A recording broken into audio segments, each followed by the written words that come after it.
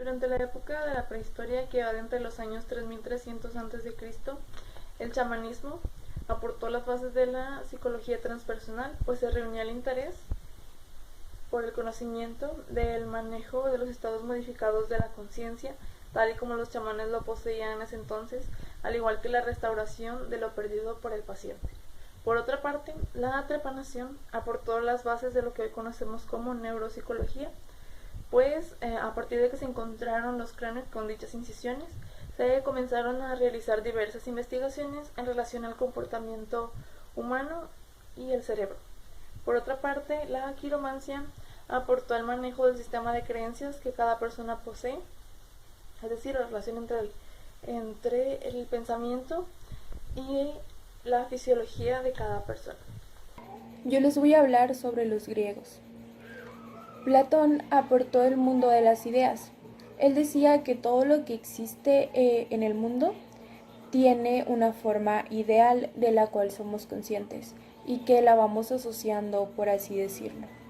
Así como también aportó la estructura psíquica en la cual él dividía el alma en tres partes: el alma racional, el alma irascible y el alma apetitiva. Por otra parte, tenemos a Aristóteles, quien opinaba que para poder estudiar psicología se necesitaba antes poder conocer la psique.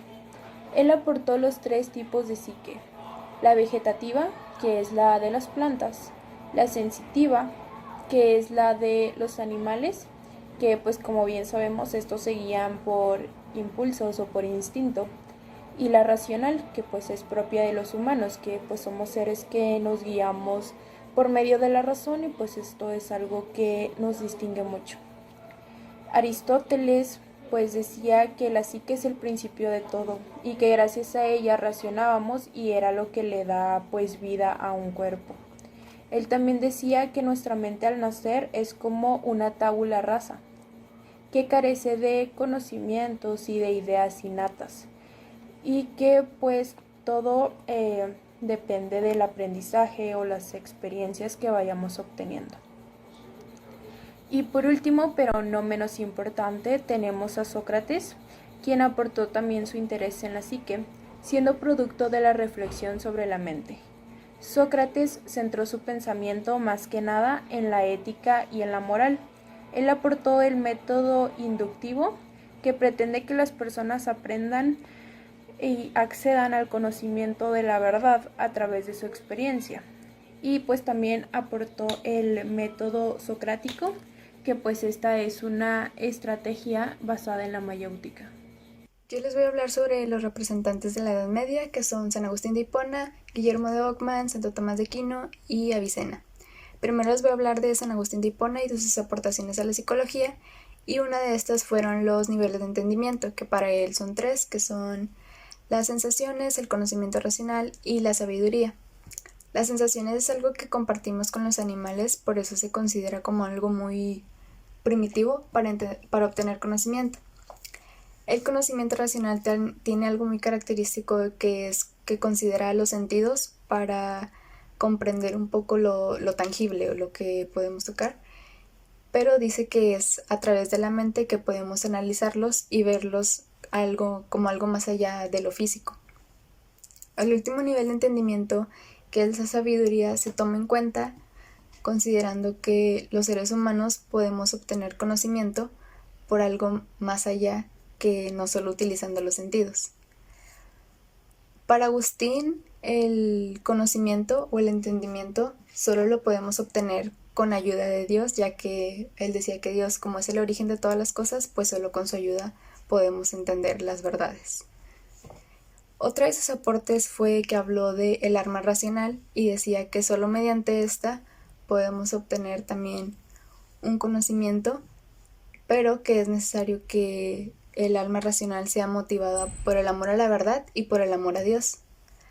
Otro de sus aportes fue la teoría del tiempo, y en esta habló en su libro Confesiones y decía que el tiempo es un orden dado que está en nuestra mente, y decía que no puede haber un presente sin un pasado ni un futuro sin un presente. Otro de sus aportes fue la teoría de la iluminación divina, que en esta básicamente dice que Dios nos ilumina la mente y nos otorga conocimiento, y al hacer esto pues nos da verdades divinas. Otro de sus aportes fue que habló de la fe como búsqueda de la verdad y decía que la fe es el método perfecto para llegar a la verdad, siempre y cuando no le sea indiferente a la razón. Decía que si la fe y la razón no eran indiferentes, se podía llegar a un entendimiento pleno. El siguiente autor es Avicena, y uno de sus aportes fue que también habló de las almas, del alma vegetativa, la sensitiva y la racional. La vegetativa decía que las operaciones concretas de esta eran la reproducción, el crecimiento y la nutrición. El alma racional decía que, pues, mediante estas sus operaciones son el conocimiento, la deducción y la elección racional. El alma sensitiva decía que sus operaciones eran la percepción y el movimiento. Otra de sus aportes fue la teoría de la percepción, y esta básicamente, pues como ya estoy hablando de las almas, decía que la característica más importante del alma sensitiva era la percepción.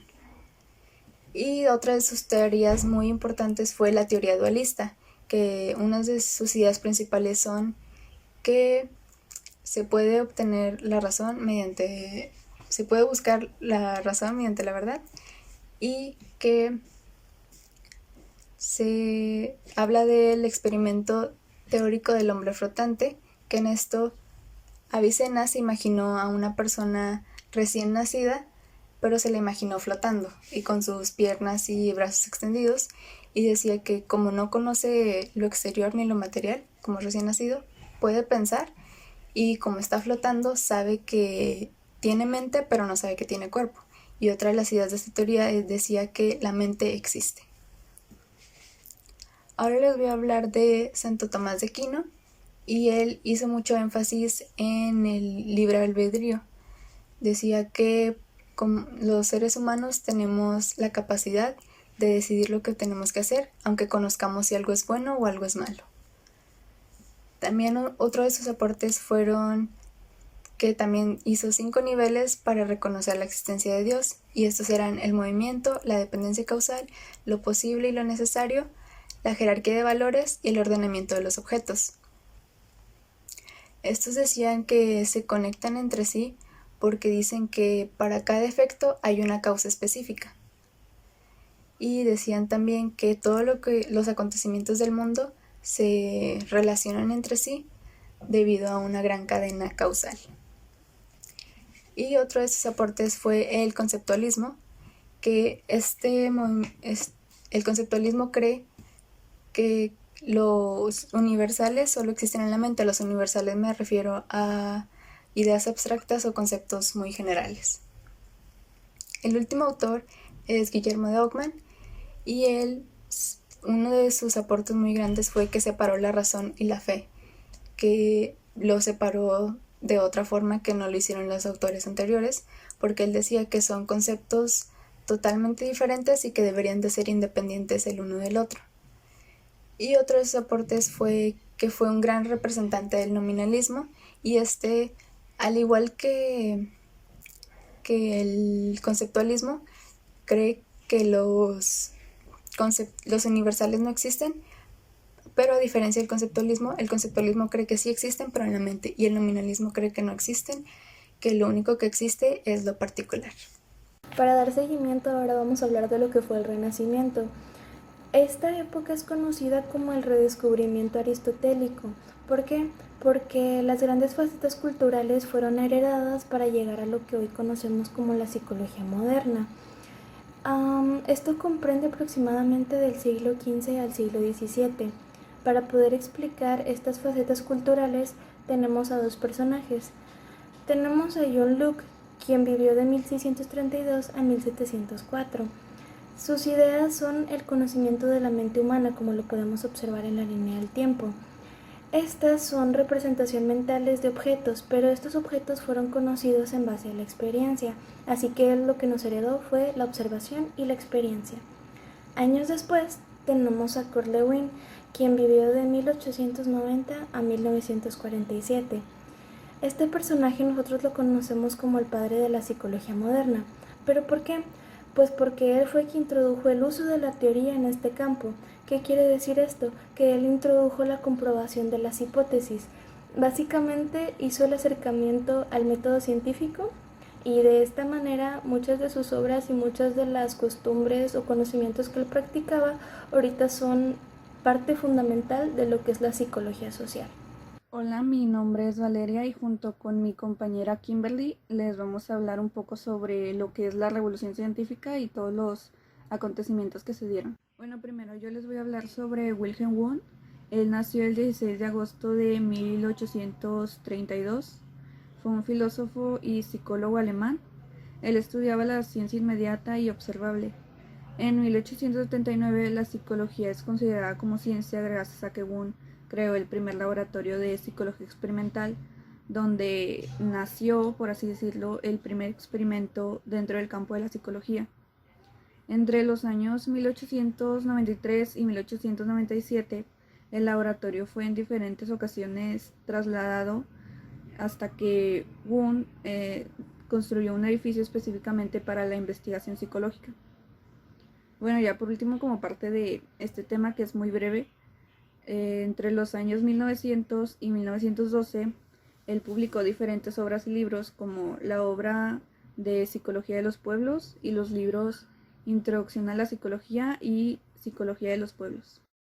Buenas tardes, yo voy a hablar de las corrientes que surgieron durante la Revolución Científica del siglo XVI al siglo XVII.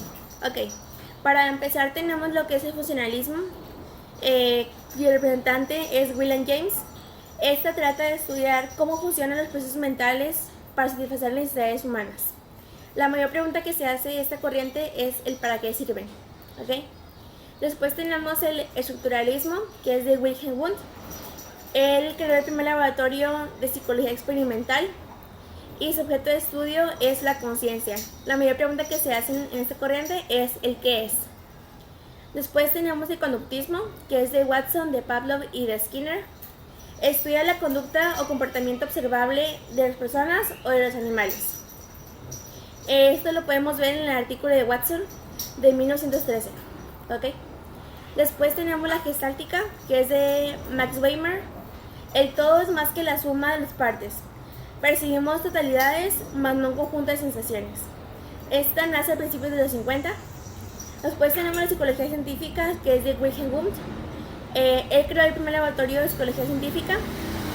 Emily Kaplan fundó la psicología científica y nace en el momento en el que se comienza a medir aspectos mentales de forma cuantitativa y busca establecer relación entre la mente y el cuerpo.